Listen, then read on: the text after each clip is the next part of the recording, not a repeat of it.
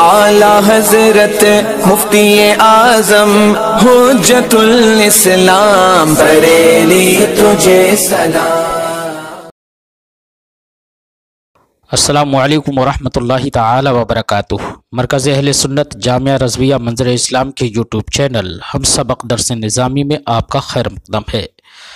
پیارے بچوں، جنہوں نے اب تک ہمارے چینل کو سبسکرائب نہیں کیا ہے وہ ضرور سبسکرائب کر لیں اور بیل آئیکن بھی ٹچ کر دیں تاکہ کوئی بھی اپلوڈ آئے وہ اس کی نوٹیفیکیشن آپ تک فوراً پہنچ جائے، اور اپنے ساتھیوں سے بھی شیئر کریں، اور بات پسند آئے تو لائک بھی کریں۔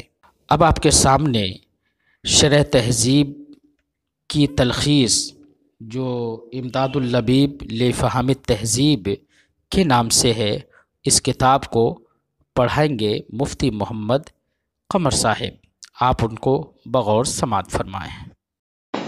بسم اللہ الرحمن الرحیم۔ وقد يختص باسم قیاس الخلف وهو ما يقصد به اثبات المطلوب بابطال نقیضه ومرجعه الى استثناء واقترانی۔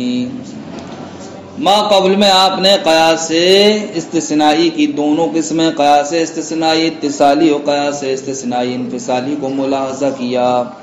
اب یہاں سے جناب والا ایسے قیاس کو بیان فرماتے ہیں جو قیاس خلف کے نام سے مخصوص ہے، جو قیاس تو یہاں کیوں پیش کیا جا رہا صاحب اس کو؟ یہاں اس لیے پیش کیا جا رہا کہ قیاس خلف کا دار و مدار یا قیاس خلف کا وجود کائے پر موقوف ہے؟ قیاس استثنائی پر موقوف ہے۔ اس نے پہلے قیاس استثنائی کو بیان کیا، اب جیسے قیاس استثنائی کے بیان سے فارغ ہو گئے، لہذا اس پر جس قیاس کا وجود ہے اب اس قیاس کو پیش کر دیا۔ وہ قیاس کون سا ہے؟ قیاس خلف۔ قیاس خلف کو آپ جان چکے ہو، ما قبل میں بہت مرتبہ پڑھا تم نے۔ قیاس خلف کس کو کہا جاتا ہے؟ کہتے ہیں جناب والا قیاس خلف کا مطلب ہوتا ہے کہ مطلوب کو ثابت کرنا۔ اب وہ مطلوب اس طریقے پر صادق کیا جائے گا کہ ہم کہیں گے کہ اگر ہمارا مطلوب صادق نہیں ہے تو ضرور اس کی نقیض کیا ہوگی؟ صادق ہوگی۔ اس لیے کہ اگر نقیض بھی صادق نہ ہو تو ارتفاع نقیضین لازم آئے گا، لہذا اب جناب والا نقیض کو ثابت ماننا پڑے گا۔ لہذا اب ہم اس نقیض کو اصل کے ساتھ رکھیں گے اور پھر قیاس کو ترتیب دیں گے، تو اب جو نتیجہ نکل کے آئے گا وہ محال کو مستلزم ہوگا۔ تو وہ محال کیوں لازم آ رہا ہے؟ وہ محال اس لیے لازم آ رہا ہے کہ ہم نے جناب والا نتیجے کو، مطلوب کو صادق نہیں مانا بلکہ اس کی نقیض کو صادق مان لیا۔ لہذا اب یہ بات ثابت ہو جائے گی کہ اصل مطلوب، اصل نتیجہ صادق ہے اور اس کی نقیض کیا ہے؟ کاذب ہے۔ تو قیاس خلف کے ذریعے سے جناب والا مطلوب کو ثابت کیا جاتا ہے۔ کس طریقے پر؟ اس کی نقیض کو باطل کر کے، اس کی نقیض کو باطل کر کے۔ لیکن اس قیاس کا دار و مدار کائے پر ہے؟ قیاس استثنائی پر۔ اب قیاس استثنائی وہ جناب والا کیا ہو؟ اتصالی ہو، چاہے قیاس استثنائی انفصالی ہو۔ فرماتے ہیں وقد یختص لما فرغ المصنف، جب مصنف فارغ ہو گئے من تعریف القیاس الاقترانی والاستثنائی، قیاس اقترانی اور قیاس استثنائی کی تعریف سے، یعنی کہ قیاس خلف کا دار و مدار قیاس استثنائی اور قیاس اقترانی، جو قیاس کی اولاً دو قسمیں تھیں، قیاس اقترانی اور قیاس استثنائی۔ تو قیاس خلف کا دار و مدار قیاس اقترانی اور قیاس استثنائی دونوں پر ہے۔ اب ان دونوں کے بیان سے فارغ ہونے کے بعد اب جناب والا موقوف کا ذکر فرمایا، جب موقوف علیہ کے بیان سے فارغ ہو گئے۔ لما فرغ المصنف، جب مصنف علامہ فارغ ہو گئے من تعریف القیاس الاقترانی والاستثنائی، قیاس اقترانی اور استثنائی کی تعریف سے، شرع فی قیاس الخلف، تو اب شروع کیا انہوں نے قیاس خلف کو، المرکب، جو مرکب ہوتا ہے من الاقترانی والاستثنائی، قیاس اقترانی اور قیاس استثنائی سے۔ فقال، تو فرمایا وقد یختص ای القیاس الذی یقصد به اثبات المطلوب، یعنی کہ وہ قیاس کے جس کے ذریعے سے مطلوب کو ثابت کرنا مقصود ہوتا ہے، بسبب ابطال نقیضہ، اس کی نقیض کو باطل کرنے کی وجہ سے، تو اس قیاس کو مخصوص خاص کیا جاتا ہے باسم قیاس الخلف، قیاس خلف کے نام کے ساتھ۔ اس قیاس کو قیاس خلف کے نام کے ساتھ خاص کیا جاتا ہے۔ اس کا طریقہ یہ ہے کہ ان یستدل علی اثبات المطلوب، کہ مطلوب کو ثابت کرنے پر استدلال کیا جائے، بأنہ صادق، بین طور کے مطلوب کیا ہے، صادق ہے، وإلا لصدق نقیضہ، ورنہ تو اس کی نقیض ضرور صادق ہوگی، لاستحالت ارتفاع النقیضین، اس لیے کہ نہ مطلوب صادق ہو اور نہ اس کی نقیض صادق ہو، تب ایسی صورت میں ارتفاع نقیضین لازم آئے گا، اور ارتفاع نقیضین کیا ہے، محال۔ استحالت ارتفاع النقیضین، ارتفاع نقیضین کے محال ہونے کی وجہ سے، لیکن نقیضہ غیر واقع، لیکن جناب والا جو نقیض نکل کے آئی ہے وہ نقیض غیر واقع ہے، وہ نقیض اس لیے کہ وہ محال کو مستلزم ہے۔ تو جب نقیض غیر واقع ہے فیکون ہوا ثابتا، لہذا مطلوب کیا ہو جائے گا، ثابت ہو جائے گا، کما مر غیر مرتن، جیسا کہ گزشتہ اسباق میں کئی مرتبہ گزرا۔ اشکال اربع کے ضروب منتجا کے صادق ہونے پر جو دلیلیں پیش کی جا رہی تو ایک دلیل خلف بھی بن نہیں تھی، نہیں بن نہیں تھی۔ ومرجعوه أي قياس الخلف ليس قياسا واحدا بل ينحل إلى قياسين، قیاس خلف کا دار و مدار جناب والا کائے پر ہے، دو قیاسوں پر ہے۔ ایک قیاس کیا ہے، قیاس اقترانی شرطی، دوسرا قیاس کیا ہے، قیاس استثنائی اتصالی۔ کہتے ہیں قیاس خلف لیس قیاسا واحدا، ایک قیاس نہیں ہے، بل ينحل إلى قياسين، بلکہ یہ منحل ہوتا ہے دو قیاسوں کی جانب، بلکہ یہ دو قیاسوں کی جانب منحل ہوتا ہے۔ احدہما، ان میں سے ایک کیا ہے، اقترانی شرطی ہے، والآخر استثنائی اتصالی، اور دوسرا کیا ہے، استثنائی اتصالی ہے۔ منحل کا مطلب ہوتا ہے علیحدہ علیحدہ کرنا۔ جب آپ اس قیاس خلف کو علیحدہ علیحدہ کریں گے تو دو قیاس نکل کے آئیں گے، ایک قیاس قیاس اقترانی شرطی ہوگا اور دوسرا قیاس قیاس استثنائی اتصالی ہوگا۔ ولیدہ، اسی وجہ سے مصنف نے فرمایا ومرجعوہ، یعنی قیاس خلف کا موقوف علیہ، ای محصل هذه القیاس، یعنی کہ اس قیاس کا محصل، یرجع الى قیاسین، تو لوٹتا ہے دو قیاسوں کی جانب۔ وہ دو قیاس کیا ہیں، ایک ہے استثنائی اتصالی اور دوسرا کیا ہے، اقترانی شرطی۔ اب اس کو بس مثال کے ذریعے سے واضح کریں گے، کچھ نہیں ہے اچھا اس میں، ترجمہ دیکھے رہو۔ اذا صدق کل انسان حیوان بالفعل، جب کل انسان حیوان بالفعل صادق ہوگا، وجب، تو ضروری ہے کہ ان یصدق فی عکسہ، کہ اس کی نقیض، کہ اس کا عکس کیا ہو، صادق ہو۔ تو اب موجب کلیہ کا عکس کیا آتا ہے، موجب جزیہ، تو بعض الحیوان انسان بالفعل بھی صادق ہوگا، ہوگا نہیں ہوگا؟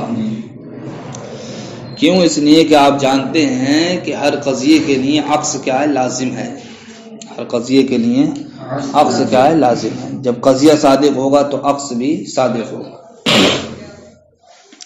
هذا مطلوبنا، یہ ہمارا مطلوب ہے، ومدعانا، اور ہمارا مدعا ہے۔ فإذا أردنا، تو جب ہم ارادہ کریں، ان نستدل على اثباته، کہ ہم استدلال کریں اس کو ثابت کرنے پر، بقیاس الخلف، قیاس خلف کے طریقے پر، تو نقول هكذا، ہم کہیں گے اس طریقے سے، لو لم يصدق مع الاصل هذا العكس لصدق مع الاصل نقيضه، کہ اگر جناب والا اصل کے ساتھ یہ عکس صادق نہ ہو، اصل کے ساتھ یہ عکس صادق نہ ہو، تو اب جناب والا اصل کے ساتھ اس کی نقیض ضرور صادق ہوگی۔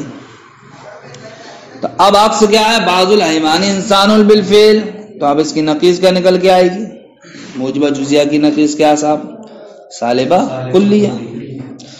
تو اب لا شیء من الحیوان بانسان دائما، یہ جو نقیض نکل کے آئے گی یہ نقیض ضرور صادق ہوگی۔ وکلما صدق هذا النقیض، جب یہ نقیض صادق ہوگی، مع الاصل، اصل کے ساتھ، کس طریقے پر ہم کہیں گے اصل کے ساتھ ملا کر، تو کہہ رہے بیان نقول علی طریق الشکل الاول، بہین طور کہ ہم شکل اول کے طریقے پر کہیں گے، کل انسان حیوان بالفعل، یہ کیا تھا، اصل تھا یا نہیں تھا؟ اب اس کے ساتھ ہم نقیض کو ملا دیں گے، کس کی، اس اصل کا جو عکس آیا تھا اس عکس کی نقیض کو، وہ کیا ہے، لا شیء من الحیوان بانسان دائما، تو اب ینتج، نتیجہ نکلے گا، لا شیء من الانسان بانسان بالفعل، انسان میں سے کوئی بھی انسان نہیں ہے بالفعل۔ یہ تو جناب والا کیا ہوگا، شے کا اپنی ہی ذات سے سلب ہو گیا۔ تو صدق لا شیء من الانسان بانسان بالفعل، جب آپ مطلوب کو صادق نہیں ماننا ہے تو نقیض لا شیء من الانسان بانسان بالفعل ضرور صادق ہوگی.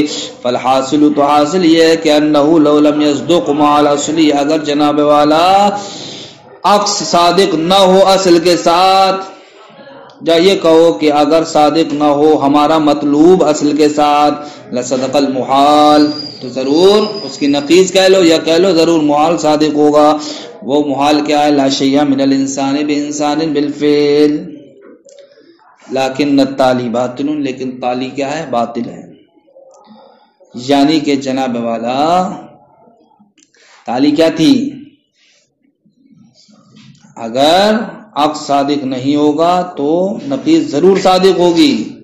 یہی تو تالی ہے بھائی اوپر. ارے لو لم یصدق پہ پہنچو آپ. لو لم یصدق مع الاصل ھذا العکس، اگر جناب والا یہ عکس اصل کے ساتھ صادق نہ ہو، لصدق مع الاصل نقیضہ، تو ضرور اصل کے ساتھ اس کی نقیض صادق ہوگی. ٹھیک، تو یہ تھی تالی. تو یہ تالی کیا ہے؟ باطل. تالی کیا ہے؟ باطل. کیوں باطل ہے؟ اس لیے کہ وہ محال کو مستلزم ہے. جب تالی باطل ہے تو مقدم بھی باطل ہوگا. تو مقدم کیا آتا ہے یہاں پر؟ اصل کا صادق، وہ یہ عکس کا اصل کے ساتھ صادق نہ ہونا. تو اصل کے ساتھ عکس کا صادق نہ ہونا یہ باطل ہوا. تو ثابت کیا ہوگا؟ کہ اصل صادق ہے.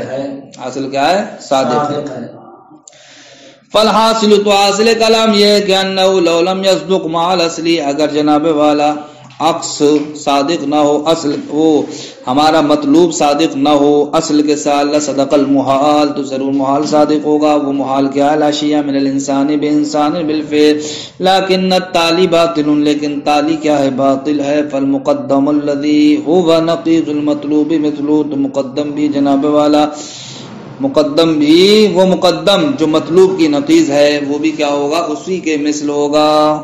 تو وہ مقدم جو مطلوب کی نقیض ہے وہ بھی کیا ہوگا؟ اسی کے مثل ہوگا، یعنی کہ وہ بھی باطل ہوگا.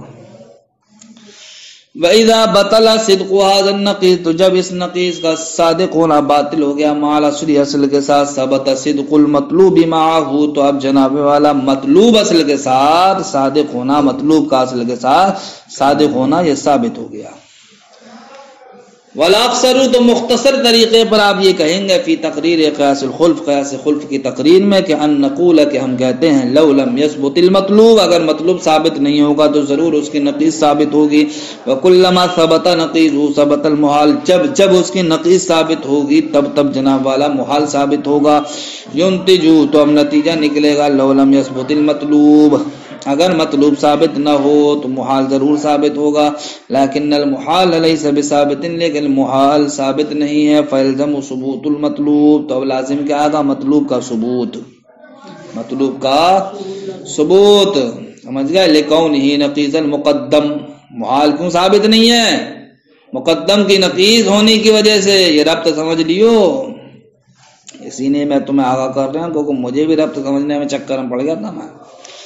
تو اب لکونہ نقیض المقدم، یہ علت ہے جناب والا کس کی؟ لیکن المحال لیس بثابت، لیکن محال ثابت نہیں ہے. کیوں ثابت نہیں ہے؟ اس لیے ثابت نہیں ہے کہ وہ جناب والا مقدم کی نقیض ہے.